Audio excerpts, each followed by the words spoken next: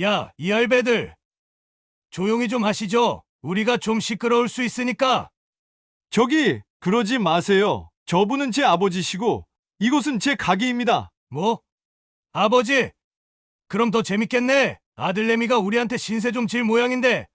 아버님도 한 말씀 하시겠습니까? 이봐, 여기서 이러지 말고 나가서 얘기 좀 할까? 이 할배가 진짜 세상 무서운 줄 모르나 본데.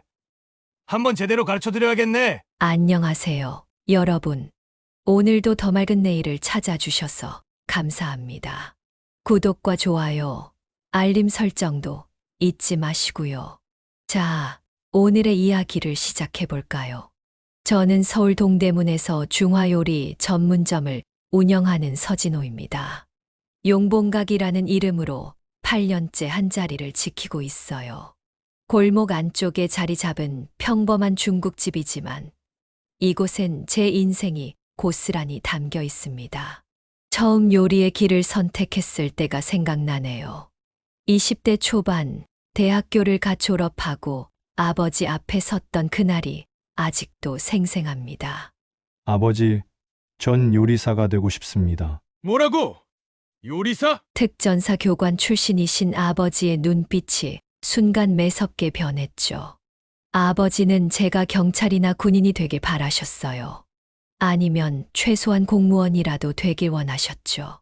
내가 이렇게 키운 아들이 중국집이라니. 그때 아버지의 한숨 소리가 지금도 귓가에 맴돕니다. 하지만 전 고집을 부렸어요. 중국 현지로 떠나 3년간 수련했고 크고 작은 식당에서 경험을 쌓았습니다. 그리고 마침내 한국에 돌아와 이 가게를 열었죠. 벽에 걸린 아버지의 젊은 시절 사진을 볼 때마다 마음이 무거워졌습니다. 늠름한 특전사, 교관의 모습.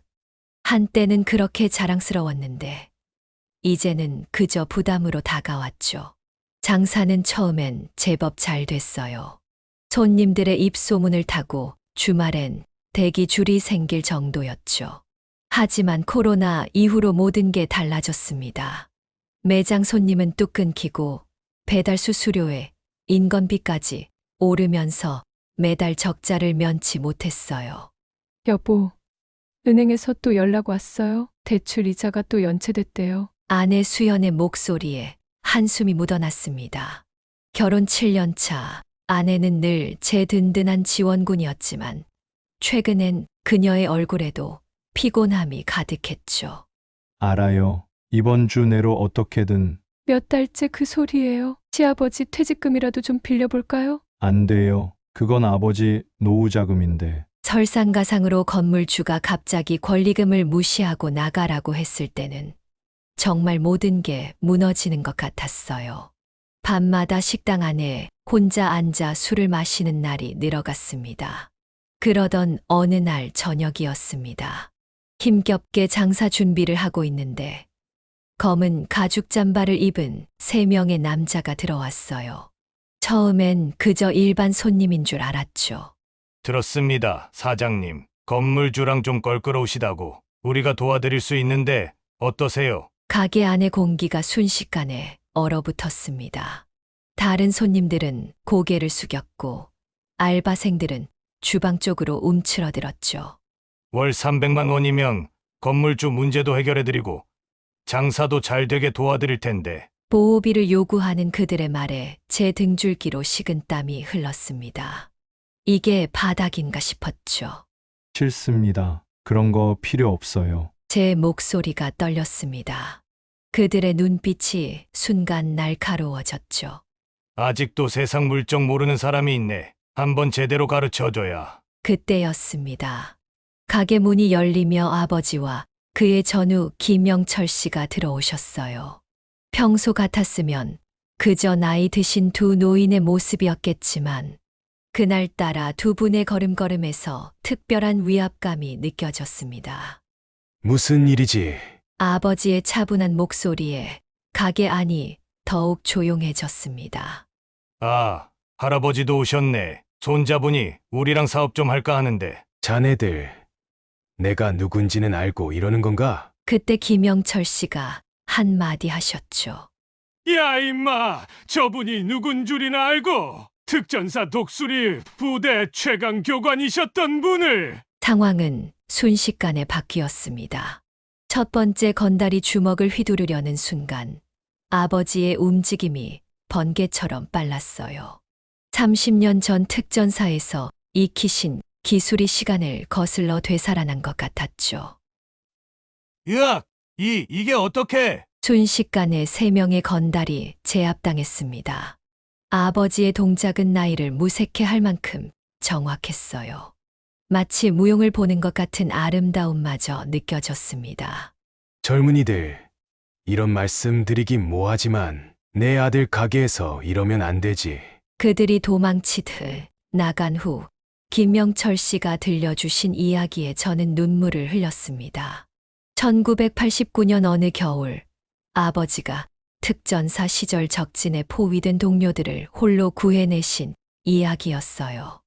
너희 아버지, 그때 적진 한가운데로 들어가셨지. 아무도 살아 돌아올 수 없다고 했는데 5명의 대원을 모두 살려내셨어. 그때부터 독수리 교관이란 별명이 생기셨지.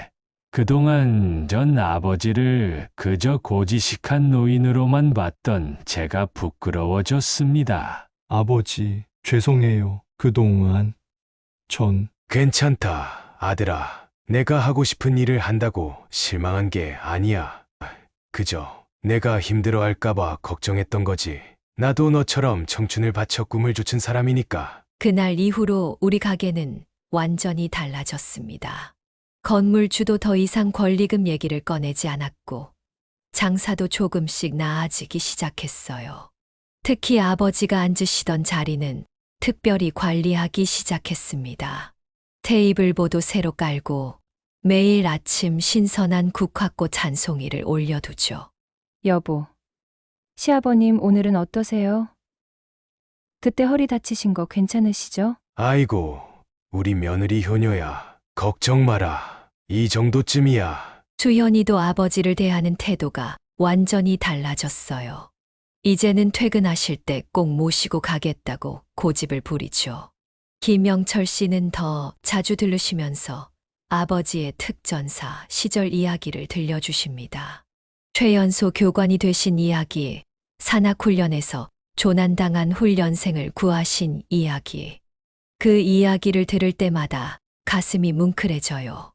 요즘은 이해합니다. 아버지가 늘 말씀하시던 돈보다 중요한 것이 무엇인지를. 전 그동안 돈에만 매달려 있었지만 그건 결코 전부가 아니었습니다. 가족의 자존심, 우리 가게를 찾는 손님들의 마음, 그리고 무엇보다 서로를 지키고자 하는 마음. 그것들이 진정 중요한 것이었습니다. 이제 우리 용봉각은 단순한 중국집이 아닙니다. 세대를 넘어선 존경과 사랑이 피어나는 특별한 공간이 되었죠. 손님들은 이제 우리 가게를 특전사 아저씨네 중국집이라고 부르시는데 그 말을 들을 때마다 가슴이 뿌듯해집니다. 아버지, 이제 알겠어요. 왜 그때 제가 어렸을 때 아들아, 돈보다 중요한 게 있다고 하셨는지. 전 그동안 너무 돈에만 매달렸어요. 아버지의 자존심도 우리 가게를 찾는 손님들의 마음도 몰랐어요. 그래, 이제 알았으면 됐다. 넌 잘하고 있어. 아버지가 자랑스럽구나. 우리 모두의 아버지들은 각자의 방식으로 가족을 지키는 영웅이었습니다.